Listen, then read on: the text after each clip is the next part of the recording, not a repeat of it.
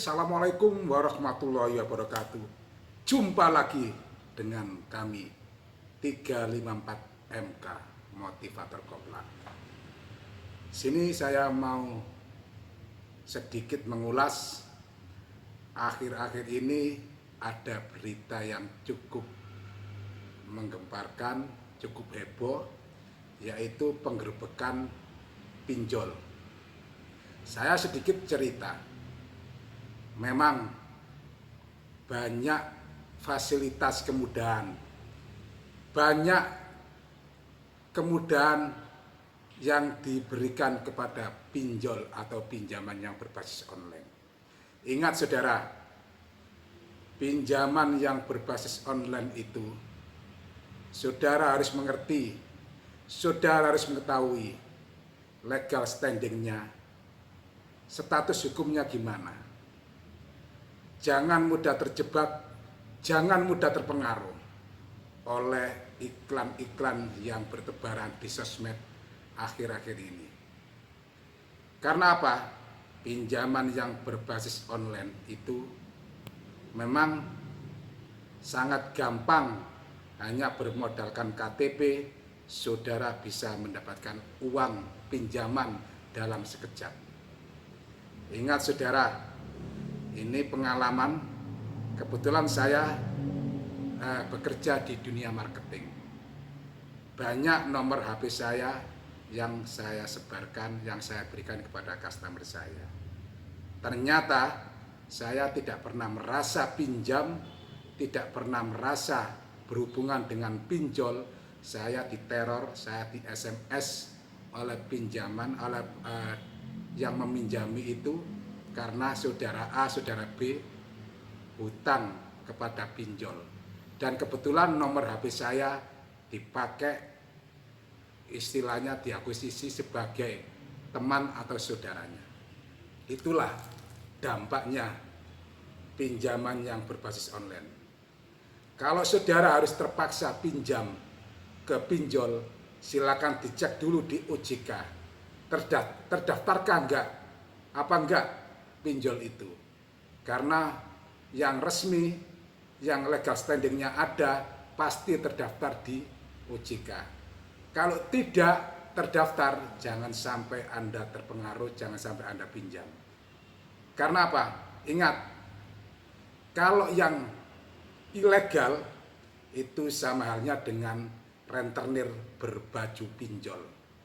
Ingat saudara, mungkin dengan fasilitas, dengan iming-iming, dengan rayuan, 5 menit dana sudah cair, 5 menit dana sudah masuk rekening Anda.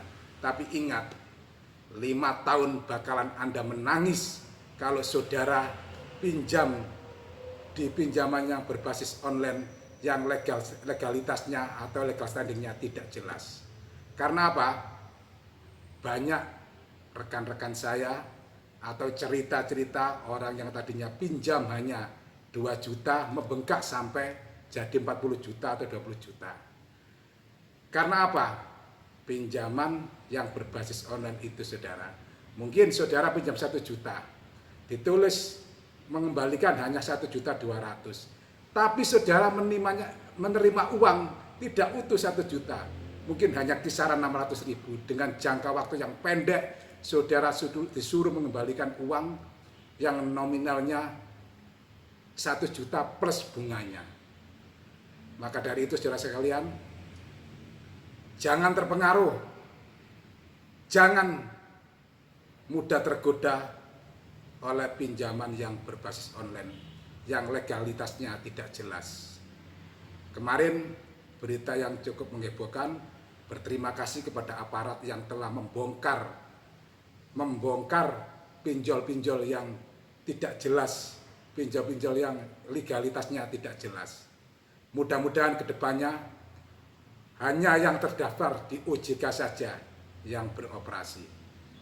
Lihat saudara, banyak saudara-saudara kita di daerah-daerah yang tadinya jualannya lancar, yang tadinya kerjanya lancar, hanya karena terpengaruh, hanya karena tertipu saudara-saudara kita yang tadinya usahanya lancar, akhirnya terpengaruh, terjerumus pinjam uang, akhirnya membengkak sampai puluhan juta. Dia diteror, tidak bisa mengembalikan pinjaman itu. Karena apa? Jangka waktunya sangat pendek dan bunganya sangat tinggi, sangat tidak masuk akal. Saya juga berbicara seperti itu karena saya sering diteror di SMS, di WA dengan nada-nada yang tidak senonoh oleh operator.